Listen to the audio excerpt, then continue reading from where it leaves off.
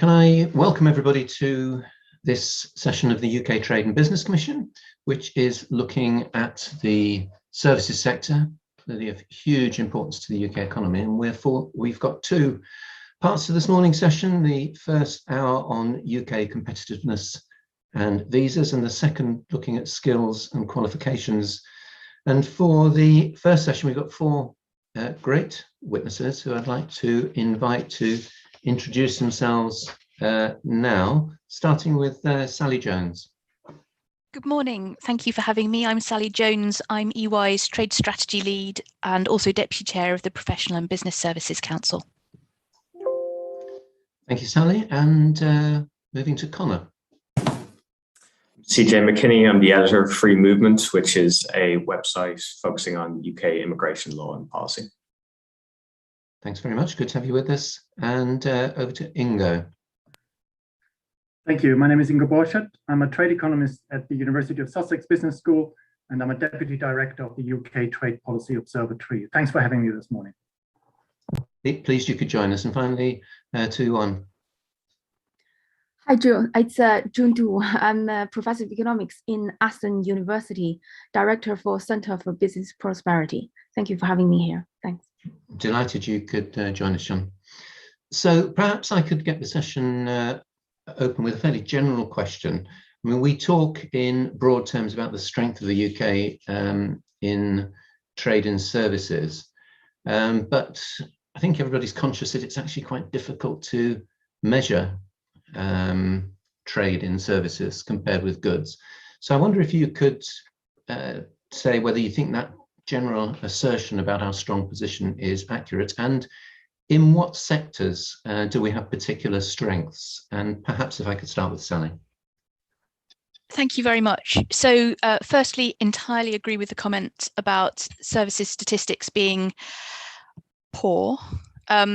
Services stats are mostly drawn from surveys and then grossed up across the whole of the services economy. So they are subject to a fair degree of distortion, to the point where we have a situation where both the US and the UK believe themselves to be net exporters to the other.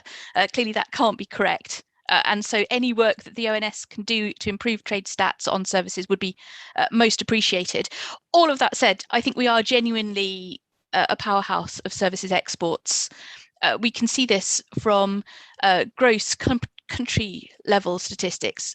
And to give you a sense of the scale of it, generally speaking, across the developed world, broadly 75% of exports are goods and 25% are services. France and the US are both outliers. They're about 30% services exports to 70% goods. The UK in comparison is forecast to be the first economy in human history to be a net exporter of services at greater than 50%. In 2022. So it genuinely is the case that we have an exceptional and unusual economy that's services dependent. In terms of which sectors are particularly strong for us, now I would say this, but professional and business services is one sector, but I would add in creative industries as a second really important area for the whole of the economy.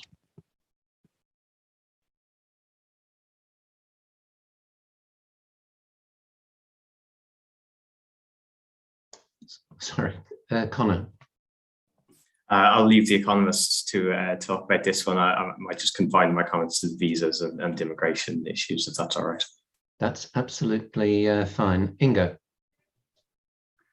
Thank you. I absolutely agree what Sally was just saying, just putting a number on it, right? So last year, 2020, the UK exported just shy of 300 billion worth of services on a balance of payment basis. And that's 48% of total trade, and that has been increasing. So the performance of services exports has even been increasing steadily from 41% 10 years ago to nearly 48% now, and as Sally said, might be soon be surpassing 50%. All of these big ticket items where the UK exports a lot of services, it's professional business services, technical services, about 40% of our export portfolio. Next is then obviously financial and insurance, and then telecoms and information. All of these are potentially digitally enabled services. So it's quite advanced, often very skill intensive services, and at times also regulation intensive services. I should only add 2 points to what Sally was saying, and I completely agree with with the stellar export performance. It's because of that, fantastic, strong export performance. It was for the first time in 20 years now that the UK trade deficit actually turned into a surplus. And that was on the account of last year, 133 billion worth of services trade surplus. I don't want to emphasize the export side too much because services imports are very important and beneficial on a different dimension. But it just goes to show how important services exports are. Can I add 2 very quick points to that? It goes towards broadening the picture a little bit, because Sally is of course exactly right that these balance of payment statistics are sort of deficient. The UK also exports a lot of services indirectly as embodied inputs into their manufacturing good outputs. It doesn't get counted as services exports, at least not in official statistics. But if you think of it, a car, pretty much anything has a lot of services rolled into it. These services are being produced in the UK, and there are jobs associated with it. And to the extent that they are required for, goods export success and manufacturing goods export competitiveness, their services are important as well. And the last point is that a lot of these exports that we were just talking about is actually in the UK undertaken by foreign-owned businesses. So there's an important link from inward foreign direct investment to that strong export performance in services of the UK economy. Thank you. Thank you very much. And finally, John. Thanks. I think Sally and Ingo has depicted a kind of comprehensive picture for the UK services trade. So what I can add perhaps is to position UK in a kind of global perspective. I think it's a beyond dispute that UK has been and is the second largest exporter for services in the world, just right after the US. So I hesitate of using the more recent figures to position UK because the data are not complete, and especially during the COVID, there's a lot of circumstances which can play a role. Using 2019, for example, and up to the Q1 of 2020 data, what we can see is UK is the second largest, but very closely followed by Germany, and about twice of Ireland. So what we can see over time is that UK's competitiveness, if we can measure that by the kind of global share in service exports, is that it's slightly declining. So we calculated from 2005, when UK's overall exported service was 8.9%. Moving on to 2019, it drops slightly to 7%. I think Germany and France, Ireland is a rising star and growing exceptionally fast. And at the same time, we can see Asia is rising. So the global share of China, India, alongside with the previous already existing competitive country like Singapore and regions like Hong Kong, I think globally the overall share of UK is declining. And the other thing to say is that it's useful to look at the growth trajectory of different kind of services, because there's a large heterogeneity within the service sectors. It's difficult to talk about them as a whole. And what we can see is over time, the straight growing sectors, the type of services include other business services sector, which is 1/3 of all service exports, which basically including R&D and professional services, management consulting, and technical and trade related services. And also growing services include telecom, computer information, intellectual property services, and to less extent maintaining, repairing, personal culture and recreational services and construction. What seems to be declining is financial services. There's a slight decline sign. And over time, I think the position of the financial services in the world has dropped from nearly 20% in 2010 to now about 16% in 2019. And also travel and transport services also declining. The last point I want to make is that although from the aggregate figure, we can see the services is growing, and yes, it provides a lot of trade balances compensating other sectors' deficit, especially goods. But we must compare the growth trajectory of UK alongside with others. And over the recent period, especially after 16, I think what we can see is, although UK is growing, but the growth rate is so much less than others, especially with Netherlands, but also with other European countries like, I mean, especially Ireland, and also compared to Germany, Netherlands, and US. Thanks very much, and thanks to all three of you for really setting the scene very well indeed. Can I just very briefly ask you to reflect on any other sectors which we should have our minds on that haven't been mentioned? So, for example, education. Are there any others sectors we should be thinking about when we're approaching today's session? Sally? I think the one I would flag as a potential fast-growing star is environmental services, which in the world of trade is often seen as basically sewage and water purification, but in fact is so much more than that. And just to pick one area, and I'm going to use professional business services in the context of the environment because it's the place I know best, but do assume that this is read across much more broadly. Contracts have clauses with green standards that the lawyers draw up. The engineers work out how to build infrastructure or cities that are carbon neutral. The accountants check that they are indeed carbon neutral in the reporting.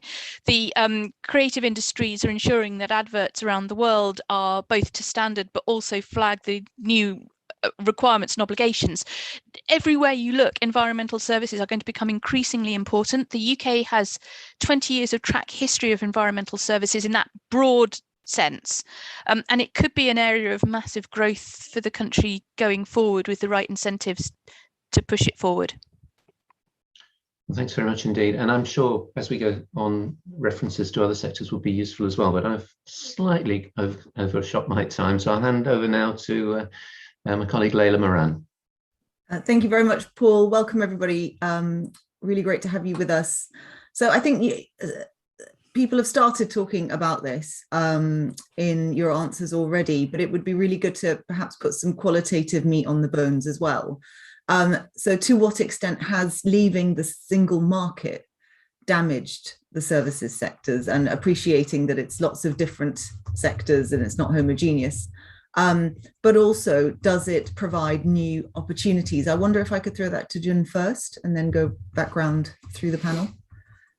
Thank you, Leila. The answer is yes. Unfortunately, all evidence suggests both kind of analytical causal evidence, but also there are a lot of stories, a lot of anecdotal evidence suggested kind of EU exit, not just the post-2020, but the whole period post-2016. And there's evidence to suggest that goes even earlier, that has damaged the competitiveness of UK service sectors. I think the damages were both due over the whole 4.5 years period, and what business foresee that's going to happen in the future. I think so far, generally, I think EU exit has been suggested to damage the whole investment environment, weakening business financial investment condition, and household spending. So these are all affecting business services. For the direct evidence to evaluate the impact of Brexit, there has been evidence to suggest that the new investment in the UK has been less than the others, and also the added investment, building on the existing foreign direct invested firms also has been reduced.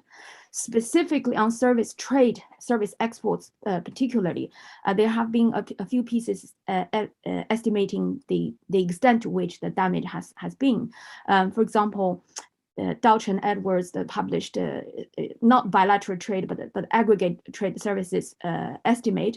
The estimate is about 7 to 8% reduction over the period 2015 to 2018. And our own analysis suggests that using the synthetic control methods, we have estimated overall damage is about 9.2% of your service export, which calculated as 140 113 billion pounds per year between 2016 to 2019, using slightly different methodology, which is more robust, which is a working paper coming out next week. We use a different methodology. That figure has come down slightly, but ranging at aggregate level about 5.7% reduction of UK service exports as a whole per year between 2016 to 2019. We looked into the differences by different type of service as well. The most important, the most serious reduction happened in transport, which we estimated about 12% every year between 16 to 19, and travel it has been reduced by 8.6% every year, insurance about 20%, and telecom 10%. So these are the causal evidence which, compared to the counterfactual we built by synthetic difference in different methods. We did not find significant decline in business services, intellectual property services, and creative services. Using this method, we did not find very significant decline in financial services either. So these are the kind of estimates. There's no figure which we can use to do this kind of analysis post 2020, which needs to be done. So at the moment, we probably only can draw the anecdotal evidence to see what happens after 2020. Thank you very much. That's very helpful and very stark. Just very quickly, can you predict any upsides, any new opportunities from this point on? Is that something your work can help us with?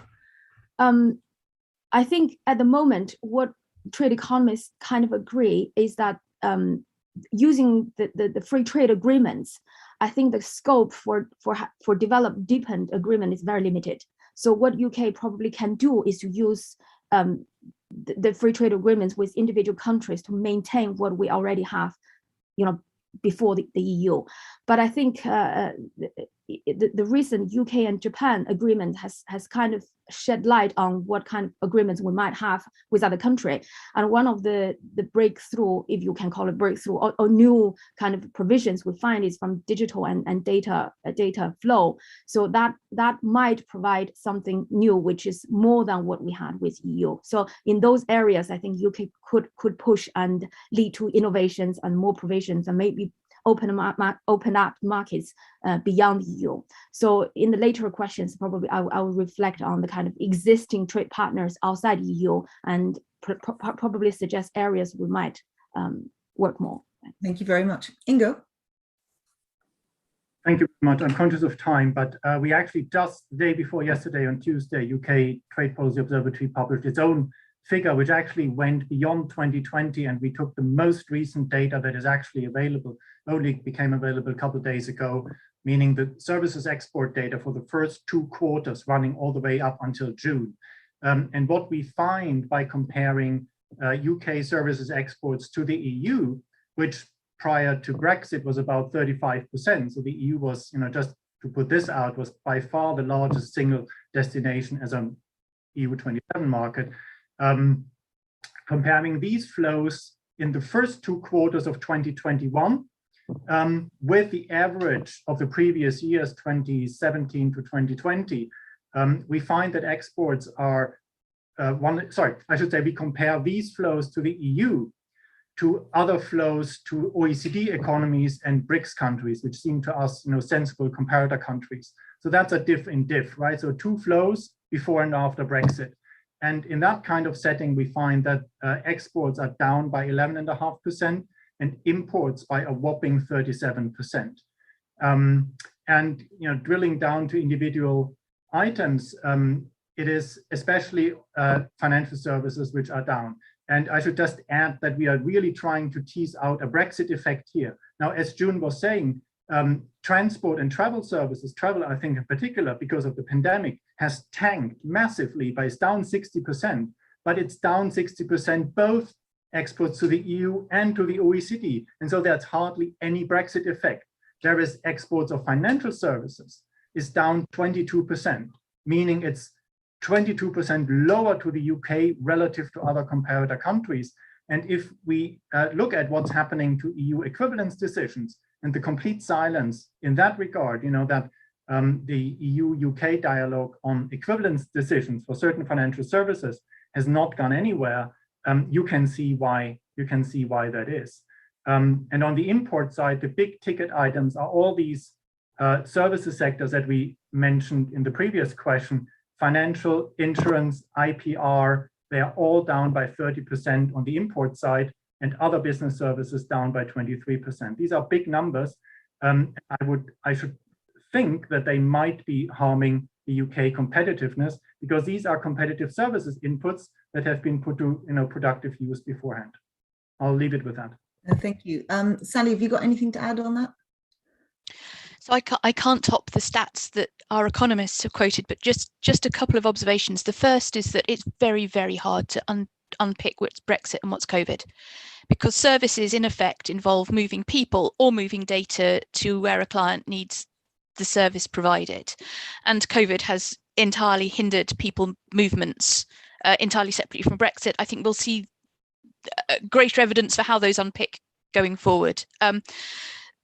The second point I want to make is around providing new opportunities, and this is a particular bugbear of mine, because nothing has changed in our relationship with the rest of the world. We always could provide services to the rest of the world. It shouldn't be an either-or question. It's how do we stop preventing services being traded with our largest partner is one question, and then how can we promote services exports to other countries is an entirely separate question. It's not that opportunities are created by Brexit, it's that they always existed and will continue to exist going forward. Thank you. That's really helpful. Connor, I'll come to you last, because I wonder if whatever comment you have on this would be great to hear, but also if you could comment on the importance of visas in the competitiveness in services, and perhaps also give us a picture of how does the UK compare to other countries in attracting the best and brightest, especially now? Sure. Well, I'll stay in my lane and just talk about the visa issues rather than the general service sector picture. And when it comes to visas, there's 2 points I'd want to make. The first relates to cost. Immigration lawyers and their clients have complained for many years now that UK immigration fees and taxes on visas are scandalously high, and international comparisons do tend to bear that out. The Institute for Government think tank looked a couple of years ago at the comparative costs of a typical work visa for different countries. What they found was that for a single applicant coming to work for 3 years, that would cost £5,000 in the UK compared to £4,500 in Australia, but then down to £2,000 in France, £200 in Canada, £150 in Germany. I know as well from off the top of my head that in Ireland, the work permit costs €300. So, very highly skilled workers, businesses, multinational businesses are better placed to absorb these costs than a spouse, someone looking for a spouse visa, for example, but it's not great, and that cost issue is something to highlight. The second point relates to the substantive visa rules for different countries. So if you assume the case of a very highly skilled migrant who would be easily offered a work visa in the likes of those countries I've mentioned, who's in demand, how attractive it's going to be to come to the UK versus Canada, Australia, whatever else, it'll depend on cost, as I've said, but lots of other factors. Ease of getting permanent residence. Can you bring your family? Can they work? Can you easily switch employers? Can you get a visa that doesn't require you to have an employer? So it's not wildly easy to make international comparisons in the round because there's so much going on. But what I would highlight is that the OECD did some research a couple of years ago on the attractiveness of different countries to migrant talent. This was comparing 35 developed countries, including the UK. And what they found was that in terms of how inherently attractive these countries were to migrants, so in terms of like general quality of life and job opportunities and so on, the UK was in the top 10 of those 35. It's an attractive, people want to come to the UK, we're great. But then in the second stage of their analysis, when they controlled for how easy it is to get into that country, the visa processes and procedures and so on, the UK falls out of the top 10 and is kind of average mid-table. So what that tells me, at least, is that the UK's ability to attract the best and brightest is somewhat hindered by migration policy. Yeah, that's really helpful. Sally, have you got anything to add to that? I will, as soon as I can come off mute. So when we talk about visas, and I absolutely agree with everything that CJ just said, but I think it's really important in the debate that we distinguish between long-term migration, which tends to be the very politically sensitive, difficult discussion, and then short-term and medium-term mobility, which tends to be what we're talking about in the world of trade. So when it comes to short-term questions, what we're really asking is, can I do the business I want to do in the country I want to do it? And that boils down to typically three questions. Do I need a visa to enter? And that's really about, do I qualify as a short-term business visitor or not? And spoiler alert, mostly the answer is no. Now, when it comes to UK EU movements. Second question is, do I need a work permit once I'm in the country and cross the border to do the thing I want to do? And then the third question is, are there regulatory restrictions of some kind on what I want to do? And those are the three short-term questions that need to be answered. It's much harder now to qualify for a short-term business visa, qualify to not have a visa because you're a short-term business visitor. The things that qualify for that are pretty much incidental to normal business. So that automatically becomes harder in any case. For medium-term mobility, what we're really talking about is intercompany transfers and the self-employed equivalent for people like actors or barristers. And there, the main issue I think we come across is that the provisions that are set out in free trade agreements are often not reflected in Home Office immigration policy because it tends to mash those short-term and long-term issues together. Is the UK continuing to be a place to attract the brightest and the best? Anecdotally, not so much anymore, for a whole range of different factors, of which trade is just one, but it does continue, as CJ says, to be an attractive destination in some regards, is probably the fairest way of putting it. Thank you very much. Conscious of time, but Ingo and Jun, have you got anything to add on this one? Just a very quick one. I think what's really also very important is to notice that this does not only affect the business staff of the larger established companies in the city. Entrepreneurs are very much affected, especially the hopeful startups in the future, especially in the tech and the creative sectors. I don't know whether you have seen the recent reports in the City AM and the New York Times on brain drain issues of UK. A lot of people have moved, a lot of startups have happened in Estonia and other Baltic countries. And there's a report that the tax revenues of Estonia, because of the British entrepreneurs there, has been 60% more in 2020 than other years. So what I want to say is that what we could lose is a vibrant kind of environment for entrepreneurs and startups, the growth of the potential future key sectors in the green and in the green finance and fintech, and the brain drain, both our own people, because we cannot assume that the UK talents will stay if other places are becoming more attractive, and also the talents from other countries, potential opportunities for innovation, because innovation will come with it, and tax revenue. Thank you. And very finally, Ingo, I saw you had a quick addendum. No, I'll stick to 30 seconds, but just following on from Sally's second and third points, work permit and other regulatory constraints. I mean, a lot of qualified professionals need qualifications, and these qualifications need to be recognized. And I think that, after Brexit has become a lot harder for both for inbound and for outbound, right? For certain professions to have their qualifications recognized. There's some process set out where this can potentially be reestablished, going forward on a professions by professions basis, but it's a bit piecemeal. And what Sally said about intra-corporate transferees is also right, and I think, the TCA is fairly liberal on these intra-corporate transferees, but is it really the SME who's going to benefit from that, right? It tends to be the larger businesses, the larger corporations who can take advantage of these provisions. And I think because of the relatively high burden of these fixed costs, I mean, visa and all sorts of compliance costs in general, but also, SMEs don't typically have foreign affiliates and are not in a position to really think about intra-corporate transferees. I'll leave it with that. Very much, very fascinating. Back to you, Chair. Okay, many thanks. And I'm conscious we're losing a little bit of time, but if I can hand over now to Alison Williams. Thank you, Chair. So I want to change focus a little bit away from the kind of professional business services and think about kind of bigger labour pool for lower paid jobs. So how much of our services industry's competitiveness is reliant on easy access to a large labour pool and for lower paid jobs, and what kind of impact has Brexit had on that? If we could start with Professor Jindo, please. Thank you, Alison. I think this is in the larger question of UK skills problems. I think it is not just service, also manufacturing as well, and services particularly because services made up majority with SMEs.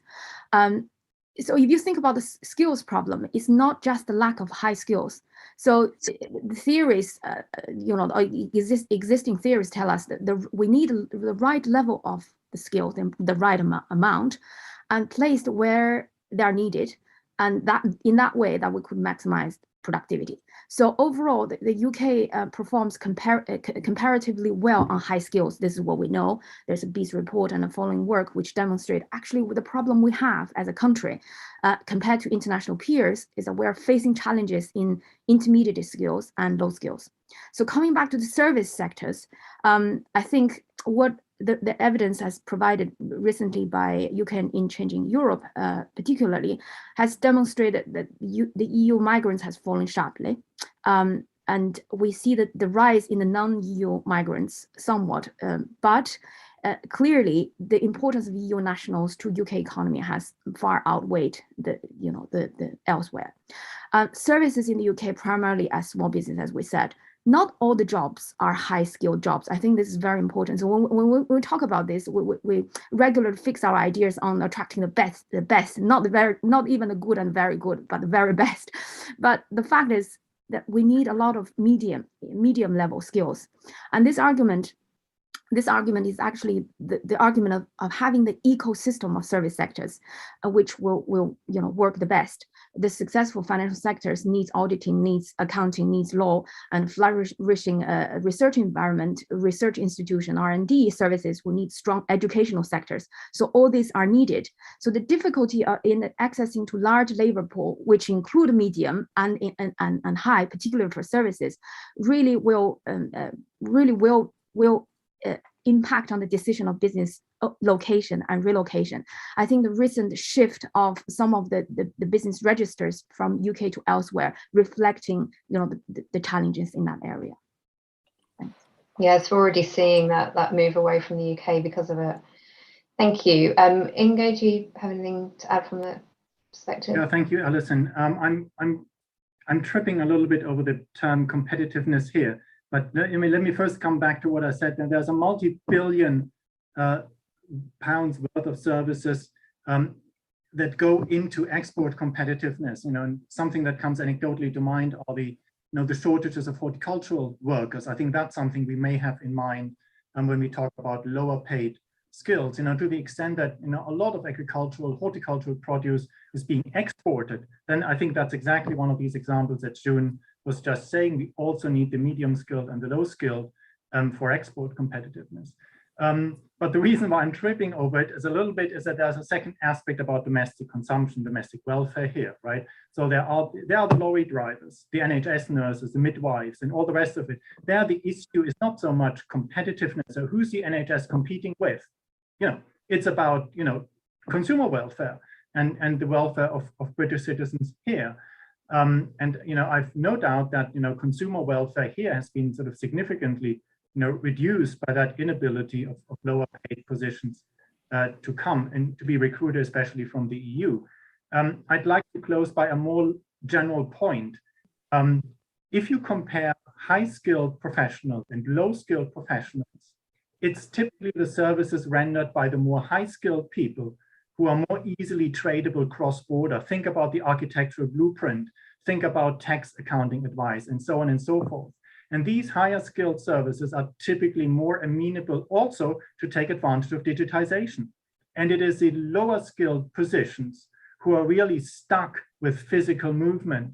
And I think, we need to be aware of that, and we should make sure, generally speaking, that the visa/immigration system is sort of not implicitly penalizing lower skilled jobs simply on the account because they are less able to substitute a way into the digital economy. Thank you. Thanks. Well, that could lead nicely on to CJ. Do you have anything to kind of add to that perspective around visas and access to that by lower paid workers?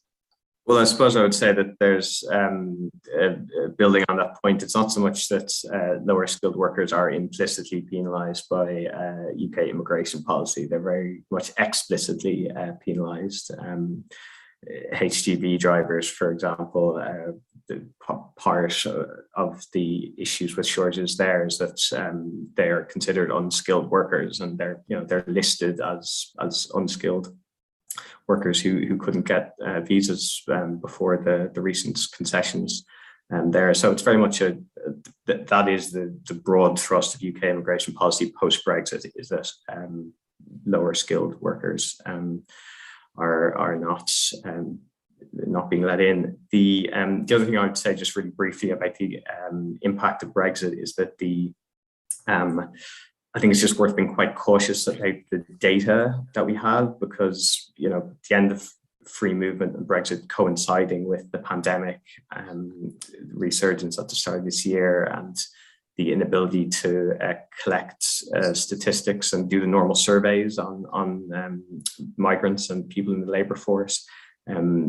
It's quite uncertain. Experts are having quite involved discussions about whether the data is any good. Certainly the Migration Observatory at Oxford, who I do some work for, are notably cautious about saying anything certain. So I would just kind of saying that note of caution when we talk about the impact of Brexit at the moment. Yeah, that's a good watch out. Is there any kind of feedback on when we might have some more reliable data? At what point there'll have been some level of normality? Yeah, I think there is ongoing work at the Office for National Statistics throughout this year and into next year to kind of build a more reliable picture. So we should know more, particularly when the census results from last year start to come out in the spring of 2022. Okay, thank you. Sally, do you have anything to add? We're probably a bit short on time, but okay, great. Thank you. I'll hand back to Chair. Thank you. Thanks, Alison, and thanks for those useful answers. Can I hand over now to Alan Winters? Yeah, thank you, Paul. I sort of switch tack a little bit. I mean, one of the stories we are told about services is that geography is increasingly becoming unimportant for services. And I guess I'm interested to know whether that is actually true, and to what extent it's something that the UK is well placed to take advantage of, and I suppose what we might do to be able to take advantage of the death of geography in services trade. Why don't I just start with Sally first? Well, I think you and I might be about to fall out, Alan, because I entirely disagree with the notion that the gravity model doesn't apply to services. And I'm going to refer you to an excellent report prepared by a competitor firm, PricewaterhouseCoopers. I will post it in the chat, which basically found that doubling distance between service provider and customer halves the quantity of service trade. So I think saying that geography doesn't matter for services is false as a basic concept.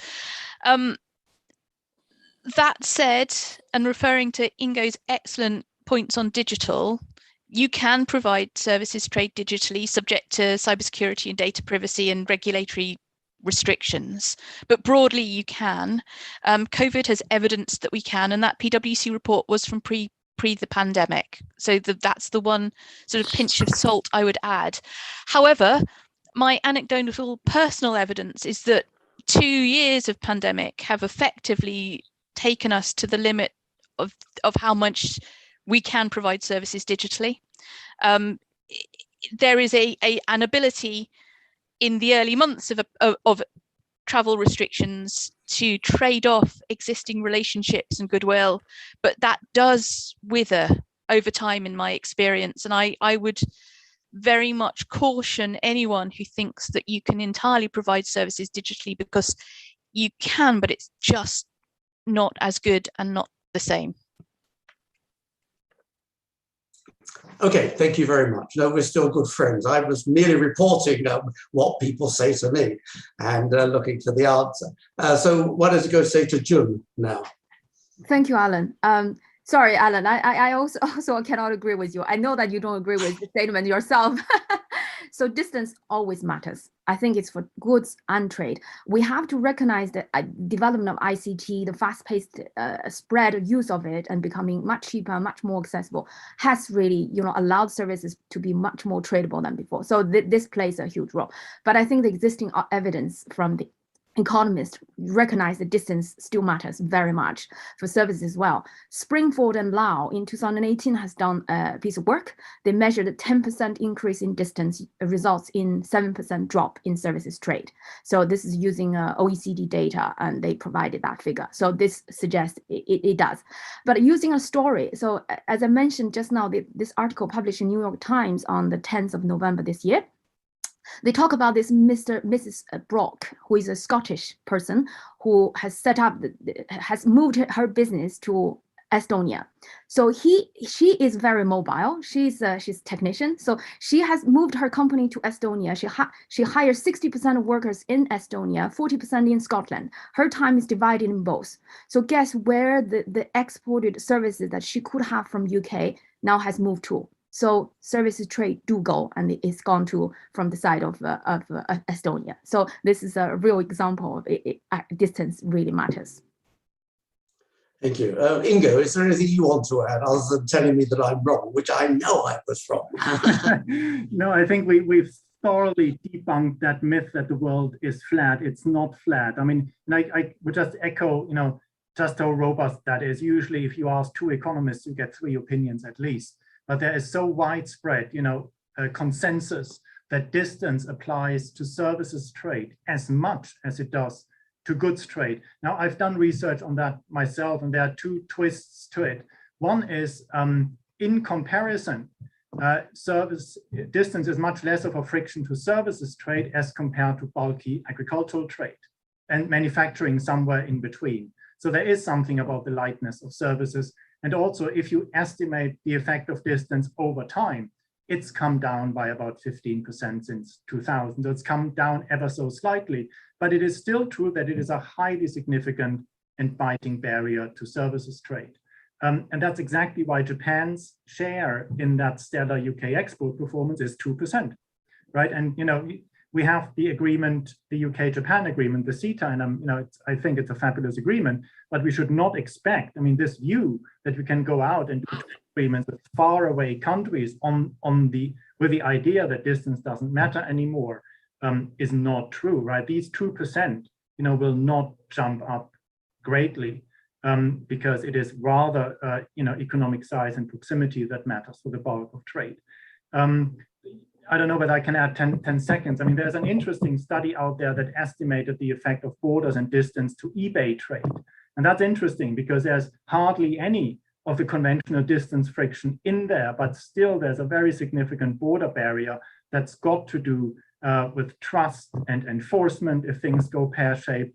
And I think, if we wanted to reduce the effect of distance on services trade, that sort of gives us a clue where we might want to start, which is all this agenda about regulatory cooperation, data flows, and other things that Sally has hinted about in the realm of digital trade. But distance matters a great deal for services trade. Yeah, thanks very much. CJ, do you want to add something to that? Migration visas? No, I won't take up any more time on that. Nothing to add. Okay, this is a nice subject. I'll hand back to Paul then. Thank you very much, everyone. Thanks, Alan, and thanks for those responses. Can I now hand over to Liz Saville-Roberts for the rest of this session? Right, thank you very much, Paul. I'm aware, Connor, you've touched on visas as things stand at present. I just very quickly amongst the 4 of you, because I wanted then to move on to trade agreements. But in relation to visa policy in the future, I would like to ask everybody as to what model they would propose or what that sort of policy should be in future. Now, but one thing I would like to touch upon, and I think we've treated the UK as though it was a homogenous unit, and in reality, actually, workforce needs across the UK in relation to services and beyond really vary. We have one particular need for the southeast of England, and then quite possibly, because for demographic reasons and also for economic reasons, quite different needs in much of England, certainly in Wales, for where my constituency is, and certainly in Scotland. Connor, if I could start with you fairly swiftly, if we could just go through everybody on this point. Sure. I mean, as Sally mentioned earlier, the issue for services when it comes to visas is often these kind of short to medium term visas, just as intra-company transfer. The government is actually in the process of adjusting its visa policy in this area. They're bringing in what's called a global business mobility visa. And they have put out a briefing about these changes. Just to share with you a quote, they say, immigration routes that may once have worked for businesses no longer do. They have not evolved in tandem with businesses. So I think there's recognition there from the Home Office that existing policy isn't quite up to scratch. And there was a recent report from the Migration Advisory Committee. They identified quite a significant gap in the available business type visas, which is a short-term work visa that would allow people to come into the UK and work for a client for a matter of days or weeks as part of service trade without having to go through the sort of cumbersome process and costs that's involved with the existing business mobility visas. So just very quickly, I know you want me to hurry up, but there's a couple of ways you could address this gap, right? One is by liberalizing the rules on business activities as a visitor. There are things you can do if you rock up at the border and ask for entry as a visitor for up to 6 months. You can do some business adjacent activity that falls short of work. You could make those rules more liberal and more clear, because one thing that lawyers who advise on these rules tell me a lot is that they are very ambiguous and they hate advising people to use them. An alternative, and I'll finish on this, is that there's a sort of halfway house between the entry as a visitor and applying for a visa, which is that you can, if you are a creative worker, such as a musician, and you want to come to the UK for short-term work, you can do that with a certificate of sponsorship issued by the organization that's invited you. So it's sort of, you don't have to apply for a full-on visa, but you do have to have some kind of documentation when you arrive. And that's a kind of halfway house. That certificate of sponsorship is traceable back to who the organization who's invited you for compliance purposes. So there is something there for the Home Office sort of sense of control about who's coming in.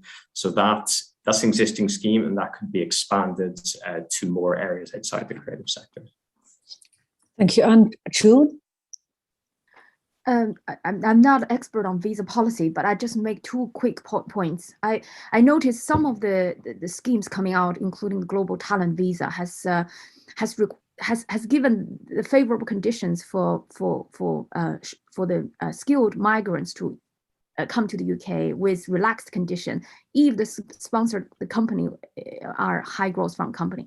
I would caution the linking with high growth company. We have done a lot of work on high growth companies. I think most of the time the definition is linked with OECD definition of.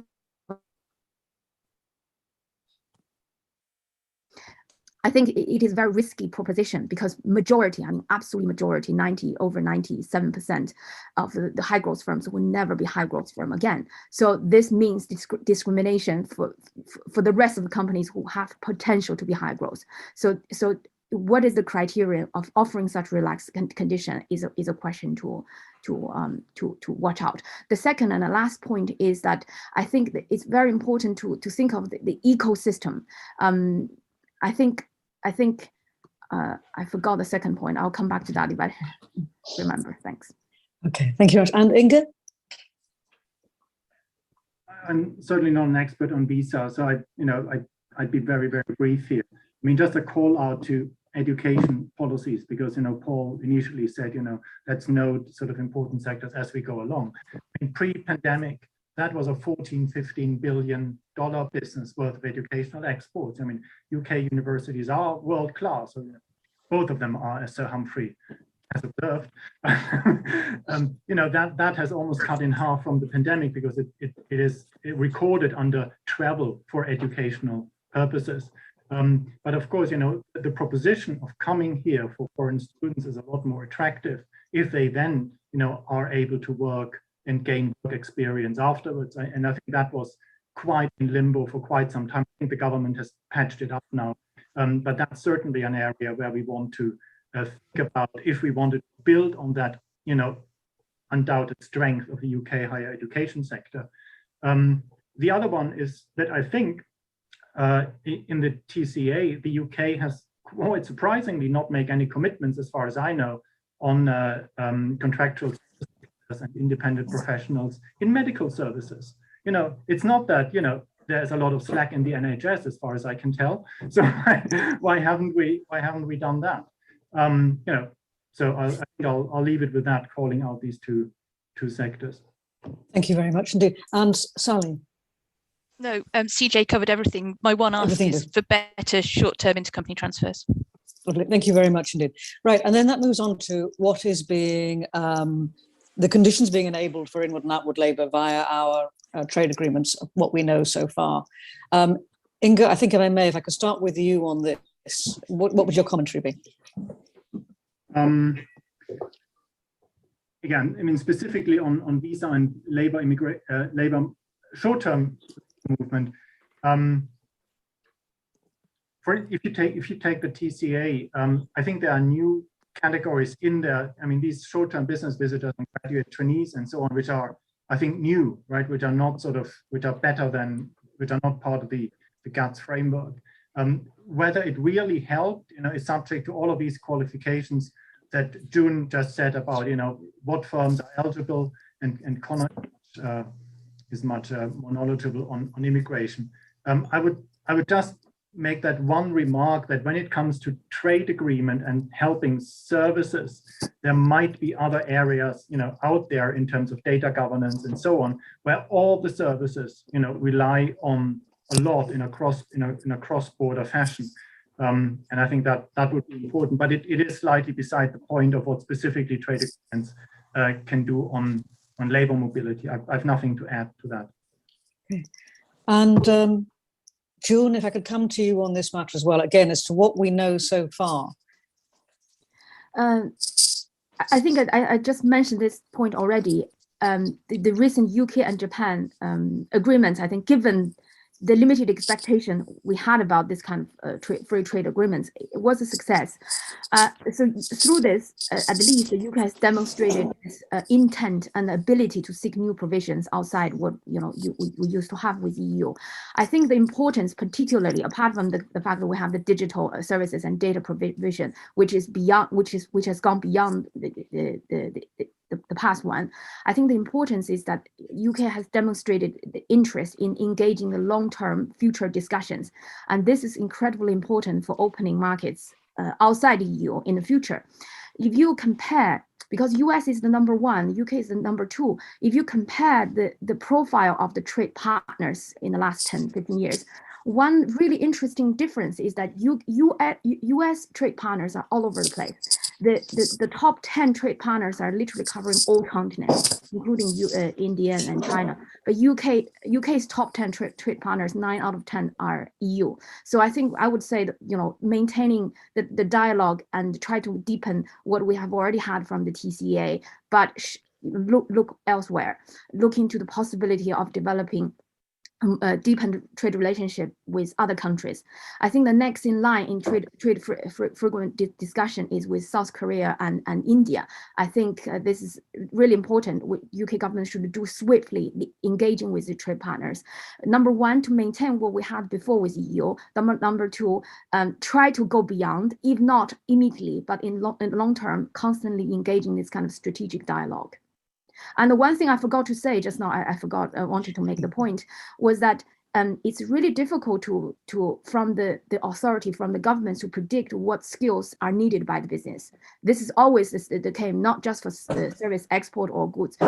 Skills are changing very much, and particularly because the technology is evolving very fast. So the bottom line is the government needs to monitor and monitor the changing trends, the changing needs of the technology, and respond to business needs in a timely manner. Thank you. Yeah, thank you very much. I think I appreciate that maybe you weren't expecting the question about the regional differences for all the people on the panel, but I think that the need to be responsive is really important, and technology obviously is going to be one of those. But Sally, if I could turn to you for this point on the trade agreements. So I'd like to kind of come at it from a slightly different direction, which is that many of the trade agreements have got interesting and excellent provisions on mobility. But as is the case with so many provisions in trade agreements, they're only as good as they're used, and they're only as used as other policies domestically support them. The implementation of trade agreements is not sexy. There isn't a photo opportunity with a signing ceremony and headlines, but it's those hard yards of implementation that matter. One of the issues we have is that there are mismatches between how our Home Office and other Home Office equivalents around the world choose to interpret trade agreements and what's actually in the legal text. And that's probably the single biggest hindrance of the effectiveness of trade agreements in this context. Okay, thank you very much, everybody. Paul, back to you. Thanks very much, Liz. And yes, thanks very much indeed, because miraculously we've come in just on time at the end of that first part of our session today. So Ingo, CJ, Sally, can I thank you all very much indeed. There's a lot that we've already got out of that, even more, I think, when we digest some of the stats in the transcript. So thanks very much indeed. You're very welcome to stay for the second part of our session, but completely understand if you can't, because we're now moving on to consider skills and qualifications. And we've got three expert witnesses that I'd like to welcome and give an opportunity to introduce themselves, starting with Charles Owen. Hello, thanks very much. My name's Charles Owen. My name is Charles Owen. I'm Managing Director of European Pubs and also the Managing Director of Seasonal Businesses in Travel, ESPIT, which is an industry organisation representing over 100 companies in the outbound tourism industry. So firms like Nielsen, Ski World, Mark Warner, Ingham, Ski for Mill, that basically deliver UK holidays. They're UK companies that deliver holidays to UK holidaymakers outside the UK, mainly in Europe. Okay, thanks, Charles. And secondly, Mark Hilton. Thank you, Chair. Mark Hilton. I'm Membership and Skills Policy Director at London First. London First is a business membership organisation representing corporate business, universities, colleges in London. Thank you. And finally, Steve Wellard. Hi, I'm Steve Wellard. I'm Director of External Relations for the Association of International Certified Professional Accountants, which is a joint venture between the American Institute of CPAs and the Chartered Institute of Management Accountants. So we represent 696,000 accountants and finance professionals around the world. Well, thanks very much. And all three of you are very welcome indeed. And thank you for taking your time to be with us this morning. I'll hand straight over now to Tamara Chinchik to start our questioning. Tamara. Thank you, Chair. So I've got two questions and I'll ask the first one here. How can we ensure we have the right skills mix to support the economy? To what extent does the government have to take a role, or can it be left to the market? I will start with Charles, please. Making sure we've got the right skills mix. So for the companies that I represent, they mainly work outside of the UK, and most of the people that work in the companies tend to be fairly transitory. So vast majority of cases, they're younger people. 87% of the people that work in the outbound tourism industry are 18 to 34. A lot of instances, it tends to be their first job. So actually, we rely quite a bit on training the staff ourselves. It's the same percentage, but in a recent industry survey, it was 87% of the members that were surveyed actually ran training and apprenticeship programs themselves. And commonly what will happen is we will recruit the staff in the UK, send them out to the resorts to work in Europe, where they will go through an intensive training program there. So normally within the industry, we rely on self-training and apprenticeships to actually get to that point, because most of the people we employ are young, and they haven't had the kind of training or experience that they need in customer services to be to actually provide and deliver the fantastic holidays that our industry does at the right value. So there's a cost implication on everybody that you hire that you want to build into them being able to work for you for the long term, I would imagine, across the industry, because otherwise you're investing in training that is for a short-term benefit, and so it's actually costing a brand.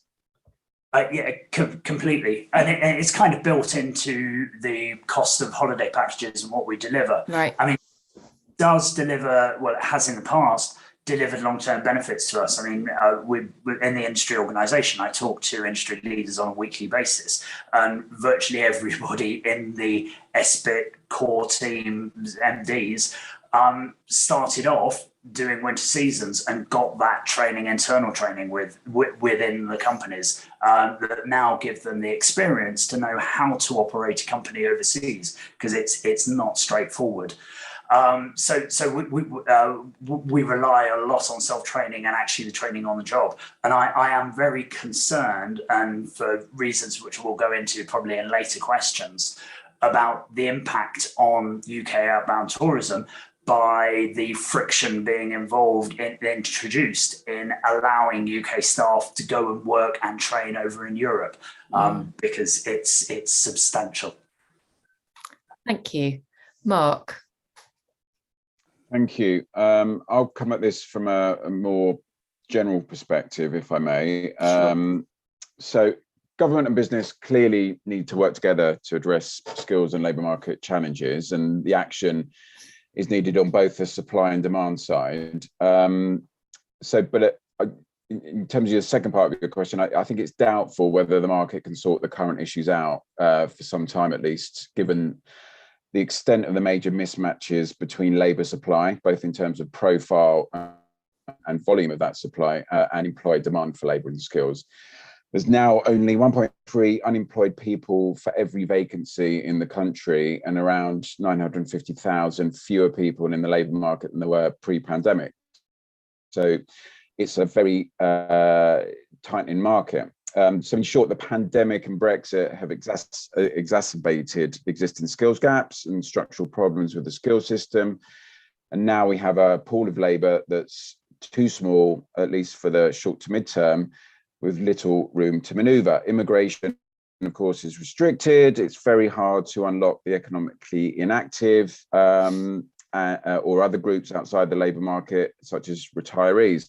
And the budget didn't really seem to address that. And of course, we've all got a bumpy ride still ahead with the pandemic. And so government intervention is ever more critical for both those short-term challenges, but also into the mid to long-term, improving the system.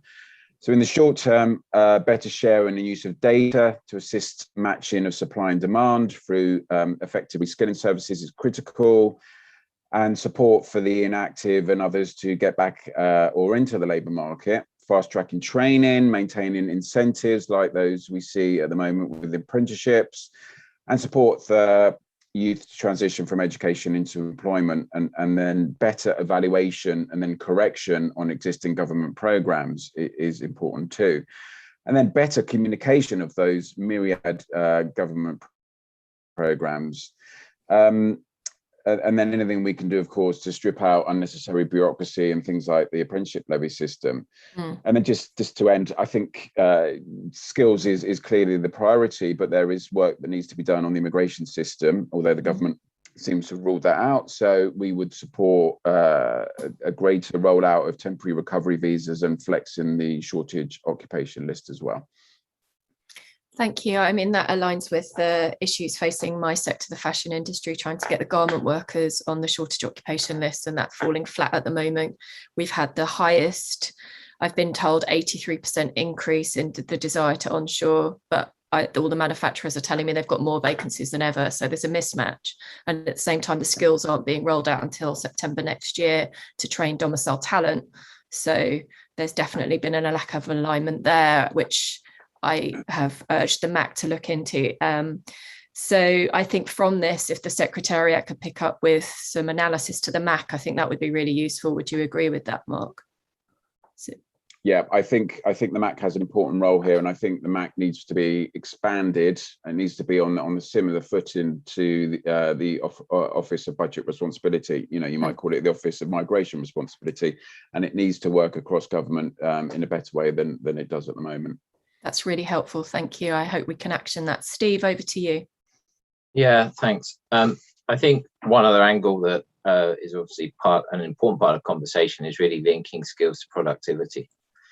You know, I think it's been a long-term problem, particularly since actually the financial crisis since 2008.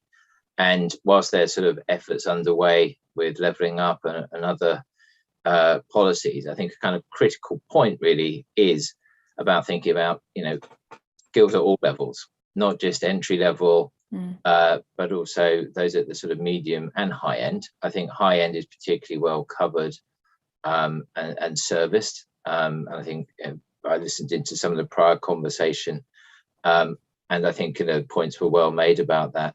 But how we can continue to sort of upskill and reskill in the economy is a really important part of what we need to do. And given the importance of change in digital transformation, how do we accelerate the growth in the 30, 40, and 50-year-olds and 60-year-olds? Perhaps to really drive that productivity and really drive things forward. And we found with our own sort of research into our own sector, into the accounting and finance sector, that actually the 30 to 40-year-olds are really challenging to get into that mindset of learning, unlearning and relearning in terms of their contributions, if you like, both to their careers, but also to the companies that they work for. And not only that, there's also with the shift in retail and the move to digital, the need to train and upskill and possibly new job and careers for people who've been in jobs that might not be as open to them in the 21st century. So I think this upskilling of people throughout their careers is going to be vital. Would you agree? Yes, absolutely. And I think one of the things that is really important, I think, for the government to consider and policymakers as we go forward, because I think it's a long-term problem, is really how can we also incentivize people through their careers? And I know there's things like the training levy, but I think there's also, it's always a bit top-down. I don't know how we go about it, but the question in my mind is, how can we create a culture of learning in the UK? That people are proud to continue to learn and invest in their careers or to change career paths. A lot of what we do is very transferable in terms of skills, in terms of finance skills and accounting, and it's very helpful for SMEs. But we don't really tend to focus enough on that. How we can make the best of the talents available and think about transferring them into other sectors or helping them to retrain. Once you're in a career path, it's very difficult to break across a sector. That's very helpful. Thank you. Over to my second question. What is the difference between free movement of people and what we have now? And what impact is this having? Sorry, I'm slightly laughing because I've heard so many horror stories in my own sector. I don't mean to be facetious. Charles, over to you. Thank you very much. 2 words. The difference is huge and the impact is massive. So let me just give a brief introduction to the UK outbound tourism industry. So put simply, the vast majority of British people that go on holiday to Europe tend to book with a British company, and then they're met in resort by a British rep, whether that's a summer resort or a winter resort. They're looked after by British staff. So that could be chefs, cleaners, bar staff, nannies, with their childcare. And I said, these are mainly young UK staff who could previously work freely all across the EU as a result of the single market and freedom of movement of labour, which obviously ended on 31st of December 2020. And the consequences for our industry have been substantial and devastating. Before the referendum, and we were quite surprised because SBIT was only set up after the referendum by a group of leaders in the tourism and outbound tourism industry that knew that this was going to be bad. When we actually collected the stats on this, there were 25,000 UK people each year working across the EU, supporting and delivering UK holidays. As I said, 87% of them were 18 to 34-year-olds. We calculated that activity generated 16.5 billion of UK GDP and returned 1 billion in tax revenues for the HM Treasury, which just coincidentally is about 12.5% of our EU contributions. All of that was put at risk from Brexit. So on to the substantive part of your question, what's the difference? So previously, a UK company that wanted to employ a UK member of staff, say, for instance, to work in a chalet in the French ski resort, to look after UK holidaymakers, they could recruit them in the UK, put them on a UK employment contract, second them to work over in France or any other EU nation, where they would work the winter season from December to April and then go back to the UK. There was always ample supply of the UK staff that wanted to do that. They'd get trained. And what that allowed the industry to do was to pre-purchase large volumes of flights, accommodation, transfers that would then allow them to deliver exceptionally good value holidays to the UK public. Now, UK companies chose the UK staff because they could deliver the holiday experience they needed. They could employ them on UK contracts, which meant they were paying UK national insurance and UK PAYE, which benefited the Treasury, as opposed to the European nation's social charges. But mainly, there wasn't the availability of English-speaking hospitality staff in the EU nations that wanted to work these roles. Now, post-Brexit, that guarantee of UK staffing has completely gone. So for instance, and kind of my business, European Pubs, we operate in France. To send a UK worker to work in France for a winter season, you have to prove that no French worker could do this role. So we advertise on the unemployment sites for 3 weeks. When you've done that, you then recruit the UK member of staff. Then you apply for a French work permit, which can take 2 to 3 weeks and can be rejected. There's no certainty around that. Then you have to apply for a French work visa, take another 2 to 3 weeks, costs £30 to £100 and involve multiple visits by the employee to the visa processing centre or the consulate. Then when the employee gets to France and works on a French contract, so paying French social security charges to the French Treasury, not to the UK Treasury, they need to go to the French local authority within the first 2 months of arriving, apply for a temporary residence permit, which then costs €75 and allows them to stay for the rest of the season. Then they need to attend 2 separate medicals to prove they are fit to work. One of these is out of resort, so it means taking them out of providing holidays for a day trip, probably to a place an hour, 2 hours away to do the medicals. There is no guarantee that UK companies and staff members will receive the permits and visas in a timely manner. And with the scarcity of EU national staff, we've just seen a dramatic reduction in the size of the industry across the EU. But also not only that, and I'm going to have to go to the other speakers, but not only that, I would imagine because there's been, what you're saying has been replicated with EU, younger people coming and working here, possibly after university first job, there's going to be more people in the EU to take up those jobs, I would imagine, who can't get the jobs here in catering or hospitality. We're not finding that. You're not? Interesting. We're not finding that. So which is why, and to be honest, the industry needed to take the call kind of 12, 18 months ago about what was going to be the size of their holiday portfolio. Right. They couldn't take the risk, which is why it's reduced. And the experience this season is all firms have found recruiting in EU nations very complex. Very interesting. Thank you. I know we're a bit over on time, so I'm sorry, but if we could just speed it up a little bit, Mark, and then Steve, that's okay. Thank you.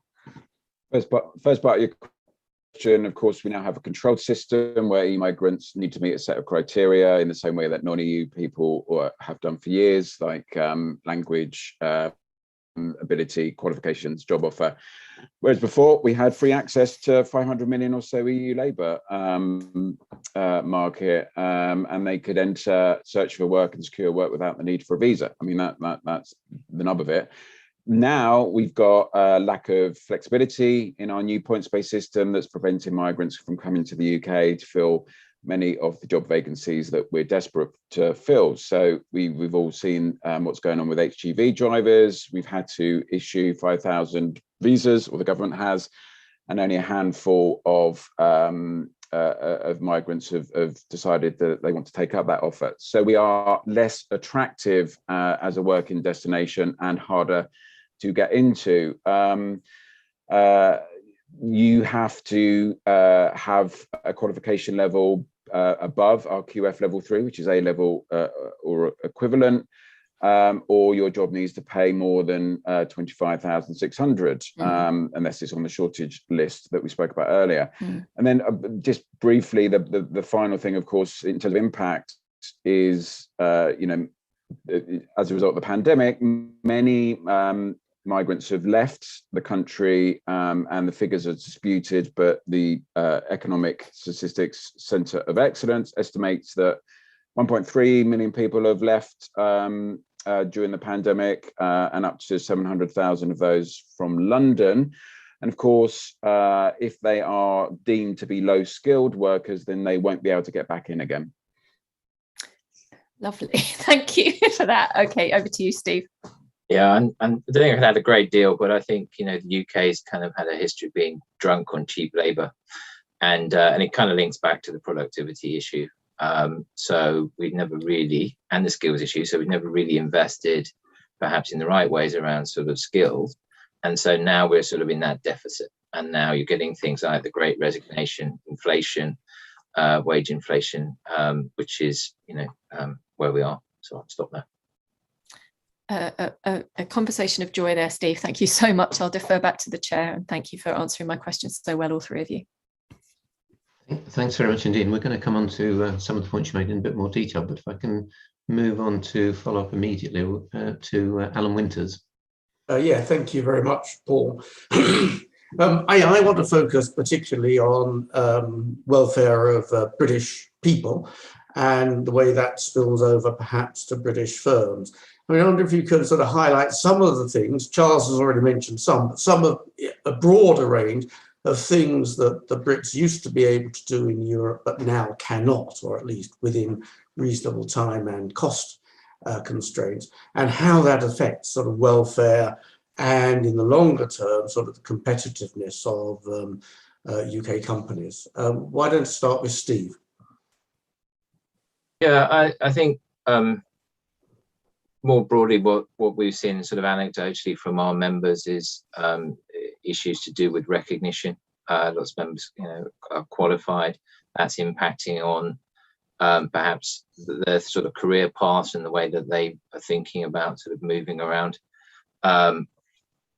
It also requires, I think, quite a bit of effort, and perhaps more effort that we'd like to see by the sort of British government to get those mutual recognition agreements in place, not just in the UK, but in other markets around the world, to do that.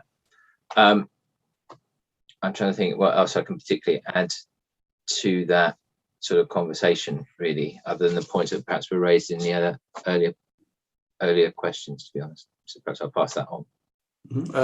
Charles, do you want to, you've explained your sector pretty fully, but more broadly? Yeah, there's a couple of big points that does have an impact on UK competitiveness and just the performance of companies. So it's what can UK workers no longer do in the EU as a result of visas. So quite simply, you don't get an EU visa, you get a single country visa, and the rules are different from all of them. So previously, if you had a large company that was supplying holidays across the EU, they had the flexibility to move their staff from one country or the other. Now you can't do that. So, and that gave great opportunities for training, for development, but also to kind of react to crises. Just if you lost if a number of staff got injured, as happens quite a bit in ski resorts in one particular place, you had the flexibility to move that around. You don't any longer. And of course, the main one is they can no longer get out to the EU nations and to the resorts quickly. Whereas before, if you got people injured or people left, you normally had a reserve list of people in the UK that you could then call up and say, please, we need you, can you go out? That now is a 2 to 3 month process. So again, it means firms have to over recruit, which builds more cost into the whole process, And also, this has a massive impact. As I said, most of the leaders in the outbound tourism industry, which again accounts for 16.5 billion of GDP, started work by working over in these jobs. What I'm very concerned about is that actually we won't be training and developing these future leaders of the industry that has actually generated a large amount of economic input for the impact for the UK. And just generally the basic training that we can give young people in terms of customer service, the cultural experiences, the language, which I would have thought would have been a key thing for global Britain. Okay, thank you very much. Can I just broaden the question, well, in a sense, extend the question a little bit? I mean, do you think it's likely that the drying up of opportunities to work in the EU will start to change people's choices about skill sets or sectors or occupations to pursue? Yes, I think unfortunately, inevitably, we ran a petition just before the end of the Brexit referendum imploring upon the government to introduce a stronger mobility chapter within the free trade agreement. We got about 16,000 signatures, but what I asked for people to do if they wanted to continue this ability to go and work over in tourism resorts, apart from their usual name and sign it, just said, if you've worked a season, please can you let me know how this has changed your life? And we got, I would say 16,000 responses, but we probably got about 4,000 or 5,000 responses from people that had done seasons, and it had fundamentally changed their outlook on life, opened up amazing new opportunities. The industry recruits from all around the UK, and the number of people that have said, before going and doing and working a winter season over in Europe, I was pretty sure what my life path was going to be, and all of a sudden I did that, and it opened up this amazing experiences, whether it's they met the loves of their lives, they started new businesses, they got involved in industries that they hadn't considered before. And I'm just deeply concerned, particularly for the young people, that this is who've experienced probably the brunt of the COVID pandemic, that the impacts for them and their outlook on life is severely reduced by not having a greater mobility, and very likely a youth mobility scheme, which we think is the answer to this, particularly for the tourism industry. Okay, Steve, Mark, if you want to contribute on this, I mean, do you observe any of that at the sort of skill levels that you're dealing with? I think kind of what we find is with our qualifications on the management accounting side, which isn't licensed, it's fairly portable, so perhaps not less of an impact, but certainly speaking more broadly of the accounting sector, which is, you know, if you're in audit or for example, where you need to be licensed, then there's certainly impacts in terms of access to markets and those type of things. But do you think that's changing people's career decisions? I think there's broader agendas at play than actually this, to be honest, about what is the attractiveness of careers more broadly, and actually changing mindsets of younger people, frankly, yeah. To corporate life. Okay, thank you. Mark, I think you're passing on this, but just comment if you, so let me hand back to Paul. Thank you. Thanks, Helen. And if I can move on now to Philippa Whitford to follow through with some of the issues on the on skills development. Yeah, thanks very much. If I could start with Mark, you talked earlier about, obviously you highlighted the shortage of HGV drivers. I'm a medical background, so the shortage of social care workers. We did 90% drop in EU nurses coming. How good is the UK at developing the skills that are required domestically, but also to allow the UK to compete internationally, and indeed individuals to kind of go out into that wider world? So if I could start with you, Mark, and then I'll come to Charles and then Steve. Sure, thank you, Philippa. Start with a London perspective, which is the area we studied the most. So over the last 15 years, we've seen significant jobs growth for native workers. So, I mean, that's the first thing to say. It's very positive.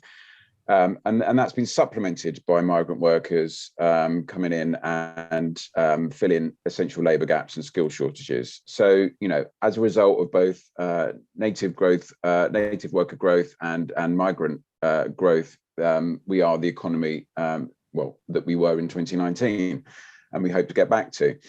But on the kind of negative column, if you like, I mean, pre-pandemic, London had more skill shortages than any other region in the UK. It was estimated at around 30,000 unfilled vacancies as a direct result of people not having the right skills. And our research showed that 75% of London employers at the time, so this was 2018, 2019, 75% of London employers are struggling to find the right skills. In terms of UK, and a bit more recently, the Institute of Leadership and Management found that 2/3, 61% of people weren't confident that they had the skills they needed to succeed in the workplace in the next 5 years. And they went on to poll UK employers, and only half of businesses felt that their organisation can recruit the skilled individuals that they need. So there's clearly a huge job of work to do, and it's not helped. And this builds on a point that Steve made earlier, that particularly in terms of adult skills, employer investment in education and training, and also the number of hours per year per employee of training that's being provided have both been falling. The latter by 60% between 97 and 2017. So skills, of course, is an area where employer investment tends to decline in a recession. That's not a surprise, as businesses is focused on survival in those situations. But, and particularly now, we need that trend to reverse. We need more employer investment in education and training, alongside that government investment that I spoke about earlier. Mindful, though, of budgets being stretched and challenged at the moment in business. So therefore, the government need to do what it can to incentivise employer training and investment through tax credits, training subsidies, and the like. And current incentives, including those cash payments for hiring apprenticeships, are good, but they need to be assessed to measure take-up and impact, and then adjusted and extended accordingly. And it's obviously good to see the government investing in skills as they announced in the recent budget. But we need to bring levels back to kind of pre-financial crash times, and not just back to 2010 levels.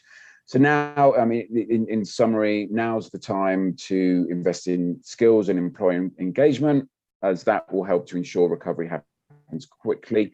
And again, to one of the points made earlier, new recruits, I think, really need to know now more than ever that their employer takes learning and development seriously, and that existing employees deserve access to better support for progression. And many of our members are doing this, and I've got many examples, but I'll probably pause there for now. Yeah, I mean, certainly every conference or roundtable I chair, whether it's from pharmaceuticals or social care or aerospace, at least a third of the discussion is on the skills supply chain, which doesn't really seem to get the same focus. We're talking about supply chains, but often not the human supply chain.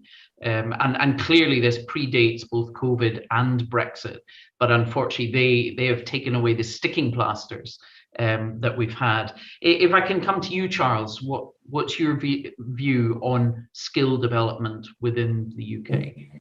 I can only really talk to my sector.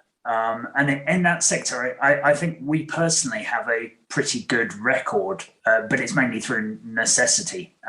Just as I mentioned previously, the workforce tends to be fairly transitory. The majority of them, unfortunately, will only work for us for 1 year. We're trying to increase the amount of returners because it's good for us, it's good for them, but it tends to be something where people will just do it for a year. So we have to do the initial training, and that's why I said earlier, 78% of the companies that we surveyed ran apprenticeships or training in the UK or in the EU. But also what we develop as a set of skills, I think, are something which are key for the wider domestic economy. So the logistics, the planning, the language skills, the customer service, the crisis management. I mean, yes, it's a very extreme example, but with COVID last year, when France announced its shutdown on Saturday, I think it was 13th of March, the day I will not forget for a while. At that stage, we had just sent 30,000 UK holidaymakers over to France literally that day. And at 8 o'clock that night, Macron said, okay, we're shutting everything down. And we then needed to organise the emergency repatriation of those 30,000 people back to the UK. And then the emergency repatriation of the probably about 8,000 staff back to the UK, all within about 4 or 5 days. But the industry develops those skills internally, and I think we are an important contributor to the kind of skills that are actually required in the wider UK domestic economy. I mean, obviously you're talking about your sector, but do you think that we sometimes have culturally too much of a focus on education and therefore university and degrees? And even for people who go to university, not enough focus on skills, including the ones you talk about that are applicable in all sectors, as well as the ones that are sector specific. You know, we just seem to be more obsessed with certificated book learning rather than skills, whether they're technical skills or personal skills. Yeah, I think that's fair. There's a very big difference between the level of skills that we observe at the beginning of a winter or summer season than at the end. And there's particularly a bit of frustration about the language skills and some of the customer service skills. So, but as an industry, we then focus on that and we make sure that they get the right amount of training. But yes, it would make the industry's life a lot easier if there was a bit more focus on that before they actually came into our industry to work. Okay, and to yourself, Steve. Yeah, I mean, just coming up on your last point, and then I'll go to the general question. I think the kind of linkages to competencies and skills is a really interesting one. I mean, as a professional body, we create a competency framework. And so we work very directly with employers. In fact, it is really based on their input to create skills matrix in terms of what we provide. And that skills matrix today is not just about technical knowledge. It's around all parts of knowledge that you need to, and competencies you need to be at a junior level, to get from a junior level to a medium part of your career, and what you would be expected as a senior management. And not all of that would be provided by ourselves. It is very much that. And I think there's a, like you mentioned, really, there's this sort of very linear sort of like, well, you go down an apprenticeship route, you go to university, and this is kind of, you know, what the outputs will be. But it's kind of missing the picture really about what's the outcome that you want, and what is the outcome from employers, and what do they need to help succeed and grow, you know, create that virtual circle for the economy. And, you know, we found it with our own research. We do a piece called Mind the Skills Gap, where we looked at SMEs. You know, we tend to find that the larger corporations invest heavily in developing competency frameworks and training programs. But, you know, with such a large number of people involved with SMEs in the UK and the percentage in the UK economy, we felt that, you know, understanding that earlier part of the supply chain, if you like, is really important. And we found that, you know, 42% of employers were saying, well, you know, we just cannot access the skills or the skilled people that we need to grow our business, right? Not just stay where we are, but actually develop it to transform it into a digital future or whatever. But conversely, 75% of employees of SMEs were, well, I think I'm all right. I don't think I need to do anything. I think I'll probably be fine. So there is that gap, and I think a lot of that comes down to how we bridge that cultural gap. I think there's a role for government in terms of incentives and ways to do that. I think employers can perhaps do more to share knowledge across supply chains as we go forward, and not keep very, very linear. And I think there's a sort of, how do you change the culture of people, which is, is a very open-end question, but to create that kind of culture of learning, but lifelong learning, which I mentioned earlier. Do you think the government need to do more around that within education?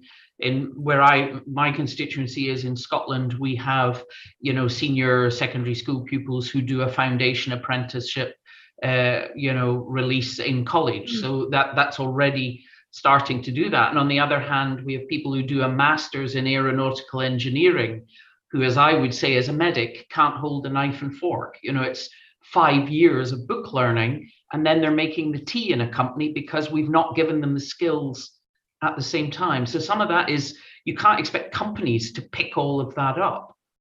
No, and I think there is a value chain or a supply chain almost, actually, from the school area. I'm actually wear another hat. I'm a school governor, and I get involved with careers at a secondary school.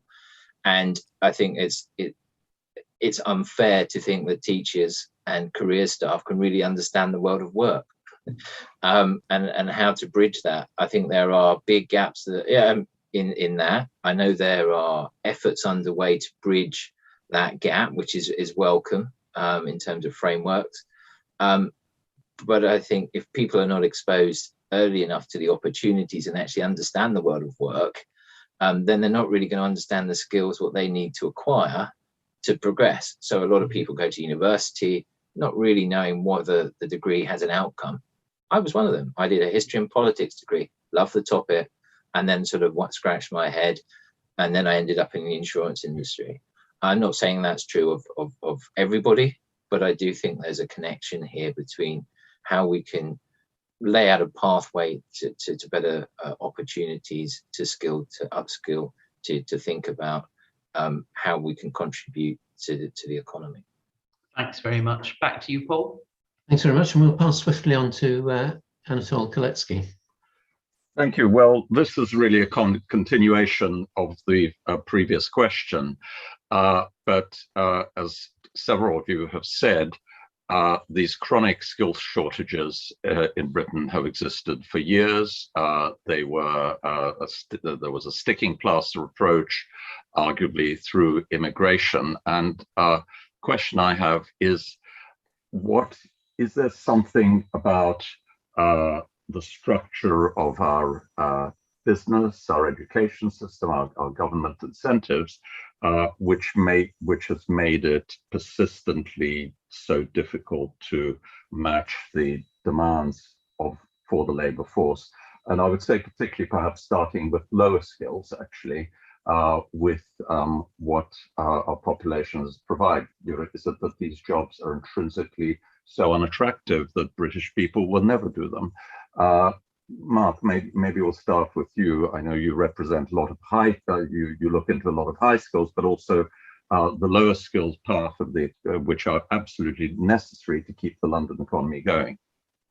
Thank you. And so I would make 2 points here. I mean, of course, there are jobs out there that most of us would think as unattractive, but in many cases, I think it's not that they're unattractive, it's more that there is a lack of awareness of these jobs, of the career pathways and progression opportunities available in sectors like construction and hospitality.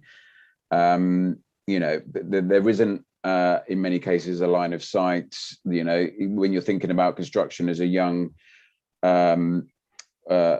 woman or a young man, you may think that you're going to be on a construction site in the middle of November in the rain, when actually that might be true for a period, but there is a perfectly structured pathway upwards, you know, and I know many CEOs who started at the bottom rung as apprentices and have got to where they've got to, and we need therefore to raise awareness better of the opportunities of the full picture of these sectors. And to build on a point made earlier, I think business need to do better at this, and they need to get out and about. They need to work together as sectors, and they need to go into schools and colleges and communicate that. For our part at London First, we do that through our Skills London event, which is the UK's biggest jobs and careers event. And in normal times, we would be bringing 35,000 young Londoners, their teachers and parents over to Excel in the Docklands in London,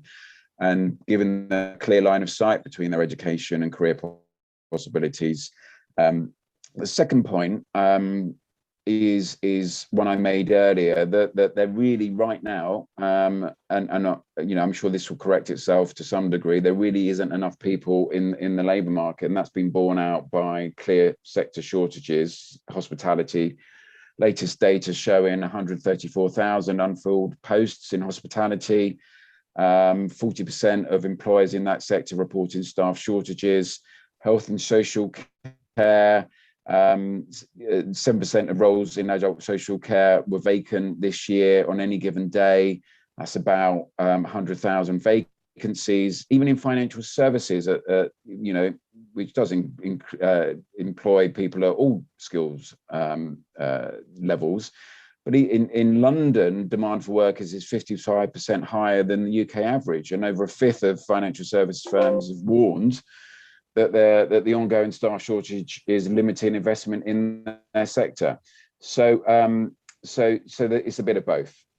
So just as a follow-up, does this perhaps mean that the Brexiteers have a point, though, that that it's necessary to create really severe labour shortages in some of these skills in order to force wages up to a point where jobs which otherwise you have not attracted enough domestic young people into them become very attractive? And, you know, maybe the only way to do it is to make, you know, have labor shortages so intense in the hospitality sector that, you know, people who serve in pubs end up getting paid more than accountants, you know, and then people take those jobs. Do you think there's some validity in that argument? I have a lot of sympathy for the government's focus on skills over and above immigration solutions here. I think, as we've said, I think all of us have said, investment and support for employers in skills does need to kind of uptick. Having said all of that, I don't think it's wise to say that you want to move to a high wage, high skilled economy without a clear plan. And there really isn't a clear plan for that at the moment. And putting us through a whole heap of pain, like businesses in our membership are experiencing at the moment to prove a point, seems to be a bit perverse. So I think there's a balance to be struck. Steve, what's your reaction, you know, to this argument that we need much higher wages in certain sectors in order to attract the staff that the economy requires? Well, I think it kind of slightly misses the point, because I think the real attractiveness needs to be able to create jobs that with real wage growth opportunities. All right. Otherwise, it sort of comes back to the productivity point. If you're never really going to go into creating a role or a job with prospects, you know, and you may start that role in your mid-20s, but how do you try to drive, and I think this is the important part to the skills agenda, is really the opportunities to grow, so that they can increase their, you know, income into their pocket, that they can kind of contribute, you know, to greater opportunities through real wage growth, not just a job. So there's that aspect, I think, and I know we're not, and I don't really want to get into that. There's obviously the conversations around the welfare system and, you know, incentives to get back to work. I'm not going to comment on that because I don't think I really have a view. But you know, that doesn't help. I think the other thing, really linking back to Mark, is, you know, it would be great to see the government to have a sort of business strategy or an industrial strategy. I don't think industrial is quite where we are as a country anymore. So I think it's more about how we grow, business and opportunities, and then link things to that through our skills agenda. And I think that also has to link to the changing mindsets of younger people. They don't want to sort of go into the corporate life and have a career path, for 20 or 30 years. Yes, there's some of that, but I think we have to incentivize more entrepreneurship. We have to incentivize ways for people to be able to upskill and reskill as individuals and be able to access that, because I think that will then help fill some of the gaps. And I think as we get into more automation and more digitally led, technology led, just ways of living, let alone our economy, just ways of life, some of the gaps that we have today will be filled through technology. So we have to sort of move the conversation on and move the skills conversation forward to actually provide ways to upskill and reskill for the future. Charles, I wanted to throw another version of this question at you, which is about training. And a number of people have said that the employer's responsibility for training is also something that needs to be developed.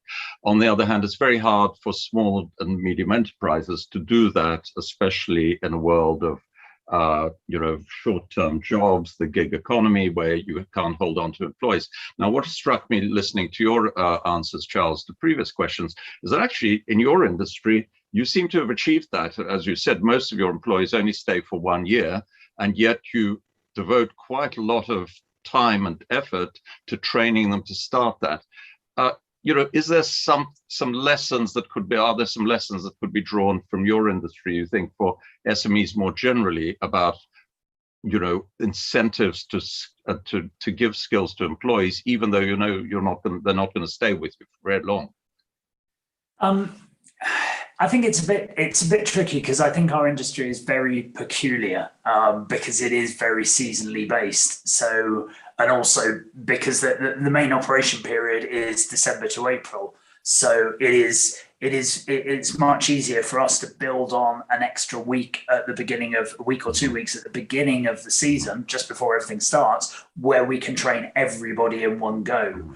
I think with more industries where it's more year round, and you might have similar levels of turnover, but it's spread over the whole year. So then it's much harder to actually take the people out of their normal operations to actually give them training. So I'd like to say yes, but I have a feeling our industry is fairly peculiar in that regard. Okay, I'll move on to the next question, which is about having qualifications recognized in Europe. Now, the way this question has been phrased is how important is it? Well, obviously, it's very important for those individuals and for any of the sectors that work internationally. As you've got your microphone on, I think you've got a few comments you wanted to make about Charles, and then I'll bring it on to Steve, who represents professional qualifications. Yeah, I was almost going to make the facetious point at the beginning. Well, it depends whether you want to allow UK workers to work across the EU or when they have those qualifications. Assuming you do, so let's take a specific example. It's fairly small, but it was an area where the UK was kind of one of the world leaders. Ski instructors. We have a fabulous UK ski instructor set of qualifications and courses. Now, the UK fought a decades-long battle to get the qualifications mutually recognised across the whole of the EU, and we worked through the single market, and we managed to get that. And the impact has been phenomenal, because there are now large amounts of ski instructors that follow the English route, and once they get to the top of the qualifications, they get equivalence, and that means that they can then teach skiing anywhere across the EU. Unfortunately, when we left the single market, we were looking very closely at free trade agreement to see if there was mutual recognition of qualifications, and unfortunately there was very little in there. And for the ski instructors, nothing.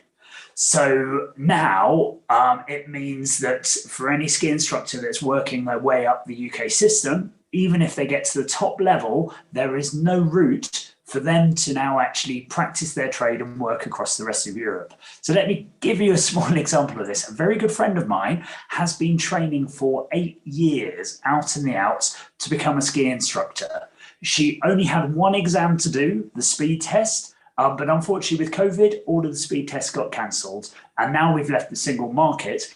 If she wants to actually work as a ski instructor anywhere across Europe, she has to give up all the UK qualifications, go down a national qualification route, say France, spend another probably 5 to 6 years, large amounts of money to get back to exactly the same place that she is now.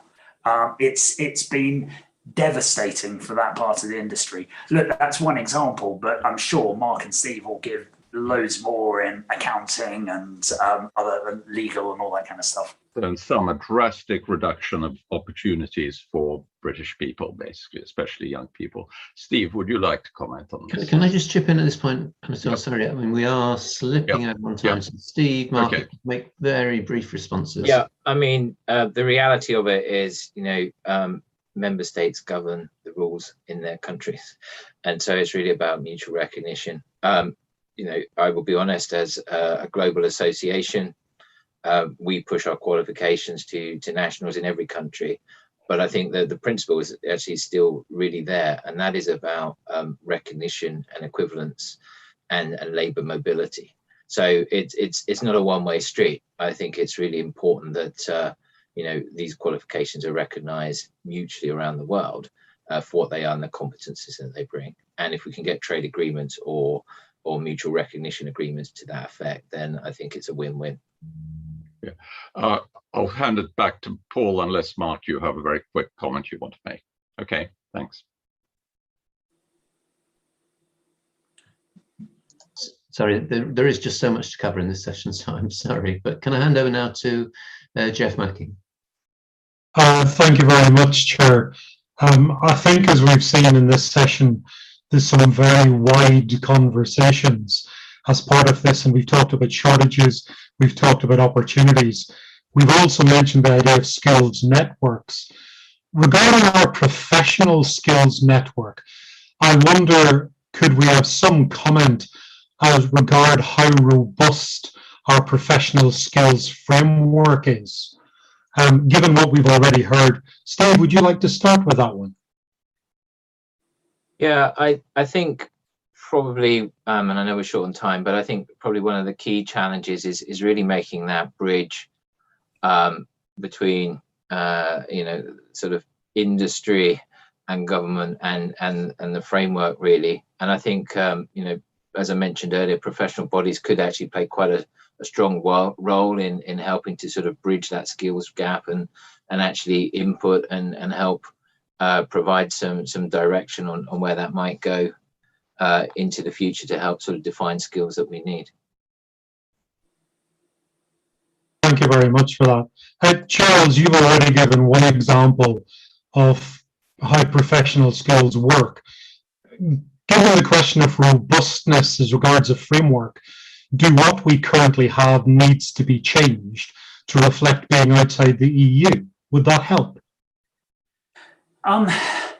It's kind of a little bit tricky for us to answer, because unless we get, for my industry, when we operate in the EU, unless we get some kind of youth mobility scheme with the EU agreed that will allow UK staff to seamlessly go and work over in the EU resorts, then it for our industry, it's unfortunately going to be incredibly tricky, and we are going to have to rely on staff from EU nations, which unfortunately, as we're finding, are being very hard to recruit. So unfortunately, it will lead to the contraction of the UK outbound tourism industry, as we've already seen. At the moment, there is huge demand for holidays after COVID. People want to go on holiday, kind of quite understandably. But whereas pre-COVID, we had 8,000 UK workers working over in France, this year, industry surveys suggest it's going to be 2,000 for the winter season. There is demand for much more and many more holidays. We just because of the risks involved, it's very difficult getting them over. So yes, I'd like to talk about skills framework, but until we get some kind of, and I think it will be a youth mobility scheme that doesn't imply any immigration rights at all, but the ability to freely move young people either over to the EU to work or the EU back to the UK, it's unfortunately irrelevant for us in this industry. Thanks very much, Charles. The question of uniqueness in sectors and subsectors is part of this. Mark, as a last word as regards frameworks and robustness, a few thoughts just to finish the conversation, please. Sure. We've got a very, very complicated, fragmented skills system in this country. It's very hard for everyone to navigate. If you're an employer trying to work with a school or an FE college, if you're a student trying to find a qualification or a college with a particular specialism, it's just very hard. And it doesn't help that we don't have a common skills language, let alone equivalency, you know, with EU training provision. You know, for example, we spoke earlier about the importance of employability skills, but in this country, we call them essential skills, we call them fusion, we call them transferable skills. We can't even agree on that. But fortunately, there are people out there like Skills Builder who are working to build bridges around all of this. And I suppose the other point I would make is that we need much closer integration between the work of the DfE, Department for Education, and Department for Work and Pensions, because there is still a disconnect in the way that skills programs and employment programs work, which makes it very hard to transition young people from education into work. I'll probably pause there. Thanks, Mark. Building bridges and language, back to you, Chair. Well, thanks very much indeed. And we are coming to the towards the end of this session, but I wonder if I could ask each of our panelists to give a sort of one sentence response in terms of what your key recommendation would be to government for improving our skills framework. And perhaps I can start with Steve. I would say let's do more to incentivize lifelong learning. Thank you. Charles? Focus on getting a UK-EU youth mobility system. And Mark? Have much better data and data sharing about the supply and the demand in the system. Well, thank you very much indeed. And thanks for all of your answers in what's been a fascinating session. Really pleased you were able to join us, give up your time. Steve, Mark, Charles, thank you very much indeed. Thanks to my fellow commissioners. That draws this session to an end, and there's lots for us to make from it. So thank you very much indeed.